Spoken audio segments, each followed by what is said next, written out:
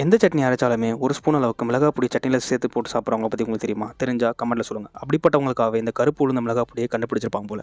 ஏன்னா இதில் பொடி இட்லி செஞ்சு பாருங்கள், அப்புறம் நீங்கள் ஹோட்டலுக்கு போகிற அவசியமே இருக்குது. பொடி வெரைட்டியில் இது எபிசோட் நம்பர் 2 அடுத்த ஒரு எபிசோட பார்க்கறதுக்கு மறக்காம சப்ஸ்கிரைப் பண்ணிக்கோங்க. இப்போ ஒரு கப் அளவுக்கு கருப்பு உளுந்து எடுத்து அதை இளஞ்சவப்பாக மாறி வாசனை வர வரைக்கும் வறுத்து தனியாக எடுத்து இப்போது அதே பேனில் 1/4 கப் அளவுக்கு கடலைப்பருப்பு, தோலோட 4 பல்லு பூண்டு, அப்புறம் கைப்பிடி அளவுக்கு கருவேப்பிலை இதெல்லாம் நல்லா போட்டு நல்ல கருவேப்பிலை முறுமுறுன்னு வர அளவுக்கு வறுத்து தனியாக எடுத்து வச்சிடலாம். இப்போது அதே பேனில் 4 டேபிள் ஸ்பூன் அளவுக்கு வெள்ளை எள்ளு இல்லை கருப்பு எள்ளு எடுத்து அது நல்லா படப்படன்னு புரிய ஆரம்பிக்கிற வரைக்கும் வறுத்து தனியாக எடுத்து வச்சிடலாம். இப்போது அதே பேனில் 4 டேபிள் ஸ்பூன் அளவுக்கு அரிசி எடுத்து நல்லா கொஞ்ச நேரம் புரிஞ்சு வந்ததும் தனியாக எடுத்து வச்சிடலாம்.